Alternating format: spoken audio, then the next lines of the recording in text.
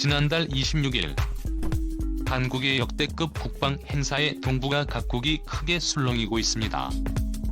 지난 10월 1일 우리 국군은 국군의 날을 맞아 경상북도 포항 영일만에서 군사훈련을 공개했습니다.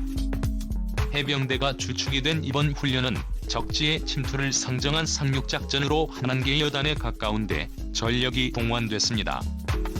뿐만 아니라 F-35의 F-15K 같은 공군 주력기는 물론 아파치 공격 헬기와 UH-60 블랙호크 수리온 등 육군의 여러 헬기 전력까지 참가한 초대형 군사훈련이었는데요.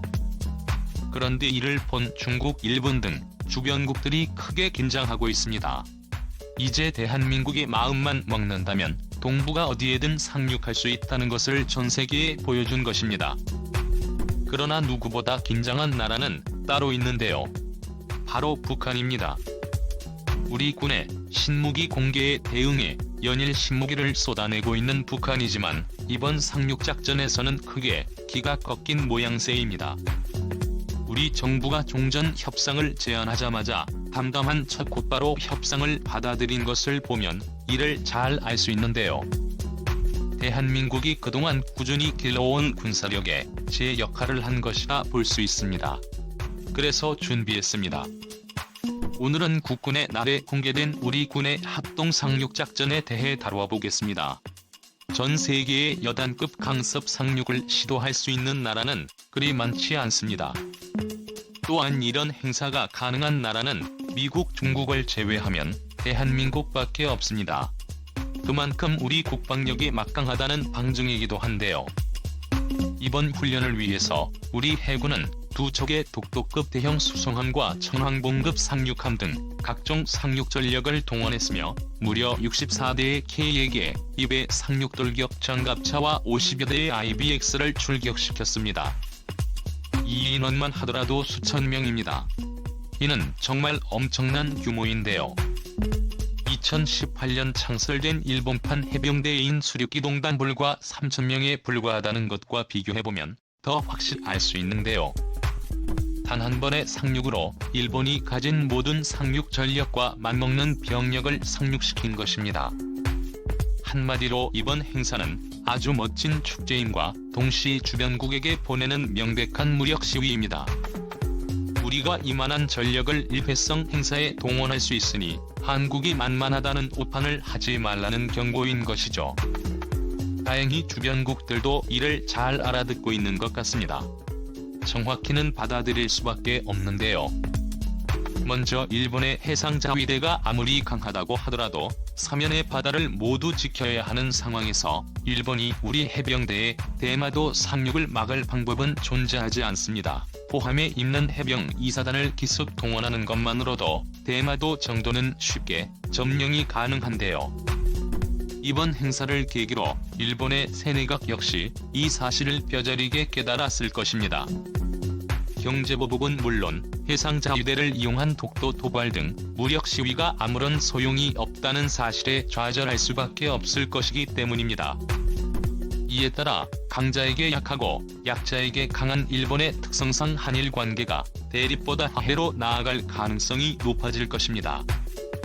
우리가 힘이 있다는 사실을 일본에게 보여줬으니 한국을 누르려 하기보다 협력하려 할 것이 확실하기 때문입니다. 중국 역시 마찬가지입니다. 중국은 현재 대만과 극한 대립을 이어나가고 있습니다. 지난 수일 동안 매일 수십여 대의 전투기 편대를 보내며 대만을 압박하고 있는데요. 지난 10월 4일에는 무려 52대의 전투기를 대만 방공 10별 구역 남서쪽으로 투입했습니다. 좀 더 자세히 설명드리자면 2대의 KJ-25 조기 경보기와 12대의 H를 폭격해 34대의 제116 전폭기에 더해 2대의 SL-30K의 전폭기가 투입됐습니다. 이는 미국의 항공모함에서 일시에 출격하는 항모 타격단의 숫자보다 많은 엄청난 규모의 전력입니다. 웬만한 중견국의 전체 공군 전력이 동원된 수준인데요. 이에 따라 대만의 협에서 대규모 공중전이나 해상전이 일어날 것이라는 의견이 힘을 얻고 있습니다. 그런데 이런 상황에서 한국의 대규모 상륙작전은 중국에게 큰 부담이 됩니다.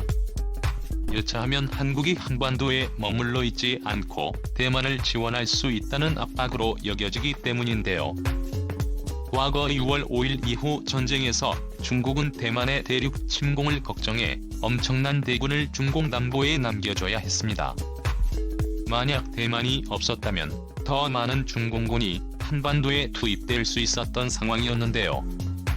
반면 최근에는 반대로 중국이 한국을 걱정하느라 대만에 전력을 집중할 수 없는 상황이 펼쳐지고 있습니다. 이런 상황에서 우리 군이 대규모 상륙작전을 하니 중국 입장에서는 전쟁 자체를 함부로 시도할 수 없게 됐습니다. 한국은 이번 단 한 번의 군사훈련으로 동북아의 평화를 지킨 것입니다. 그런데 가장 큰 타격을 받은 나라는 중국도 일본도 아닙니다. 바로 북한인데요. 북한은 최근 여러 신무기를 공개하며 대한민국과 대립하고 있었습니다. 정확히는 발악하고 있었다는 편이 더 정확한데요. 지난 9월 15일 우리 국군이 공개한 여러 신무기에 대응하기 위해 열차 발사 탄도미사일과 아직 개발이 덜 된 초음속 미사일을 발사하며 자신들이 남한과 대등하다는 사실을 증명하기 위해 노력하고 있습니다. 그러나 이번 상륙작전으로 남북한의 격차가 다시 극명하게 드러났습니다.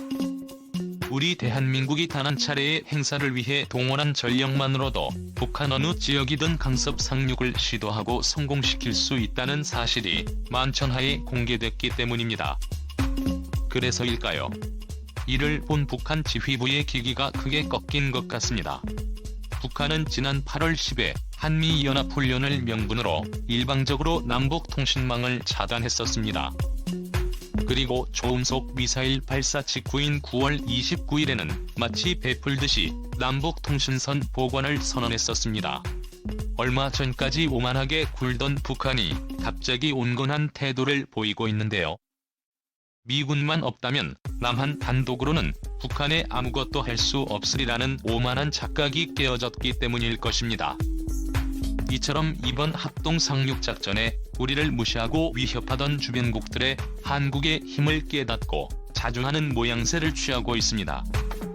이 같은 상황을 보면 이순신 장군의 검에 적힌 구절이 떠오르는데요. 바로 이리 솟한 혈연 선하입니다. 한번 휘둘렀을 긁어버리니 산과 물이 피로 물들라는 구절처럼 단 한 번의 군사훈련으로 우리를 위협하던 모든 적들을 잠재운 것입니다. 그럼 대체 어느 정도의 한국 전력이 동원되길래 이렇게 막대한 파급 효과가 있는 것일까요? 지금부터 이번 훈련에 동원된 우리 전력을 세세히 알아보겠습니다. 이번 국군의 날에 시행된 상륙작전의 작전명은 피스메이커로 합동상륙작전으로 기획됐습니다. 군사용어에서 협동, 합동, 연합은 각자 다른 상황에서 쓰이는데요.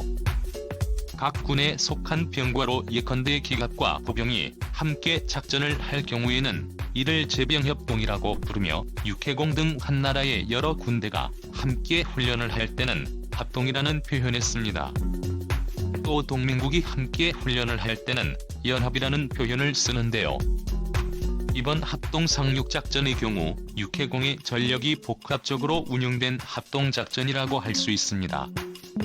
그리고 바로 이 부분에서 우리 국군의 전력이 얼마나 발전됐는지를 알 수 있습니다. 1970에서 80년대만 하더라도 우리 군은 상륙작전에서 해병대를 제외하면 이렇다 할 전력을 투입할 수 없었습니다. 선제 폭격을 가할 공군이나 배후에서 해병대를 지원할 해군은 미군에 의존해야 했는데요. 반면 이번 행사에서 우리 군은 국군 단독 전력으로 완벽한 상륙작전을 구현해냈습니다. 뿐만 아니라 위성과 무인기 등 첨단 전력이 결합된 5차원 전장을 일부 구현하는 데 성공했습니다.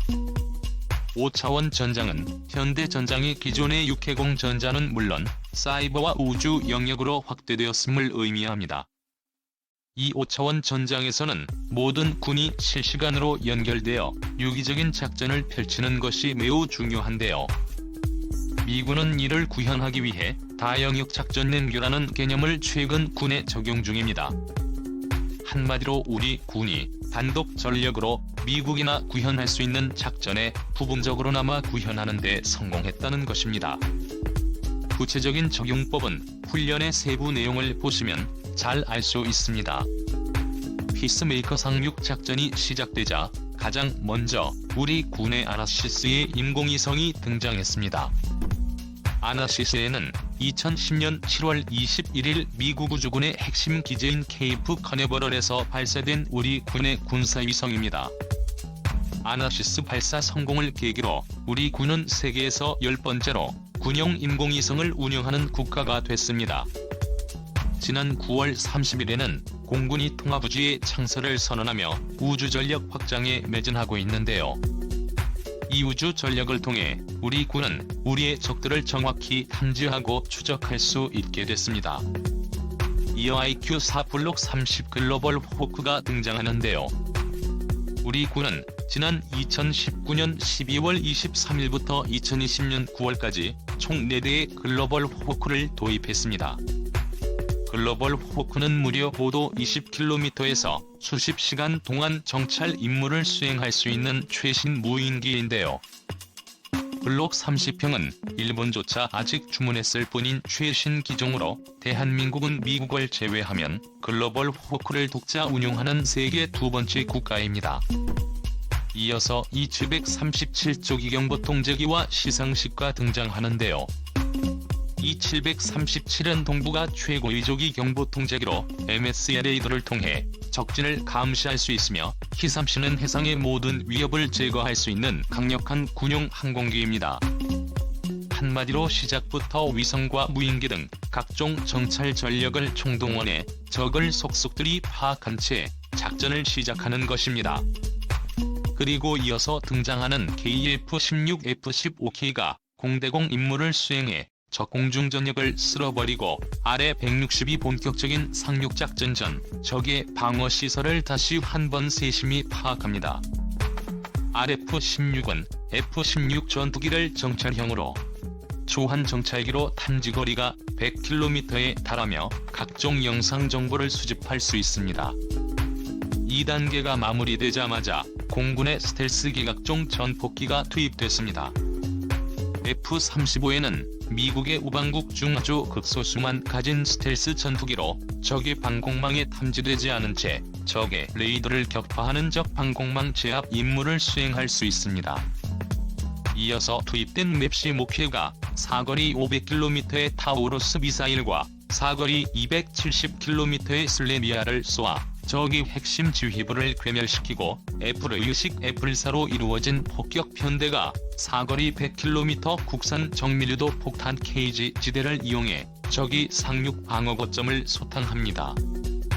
이어서 독도급 대형 수송함에서 이륙한 아파치 편대가 적의 기갑 및 권커를 헬파이어 미사일을 이용해 다시 한번 제거합니다.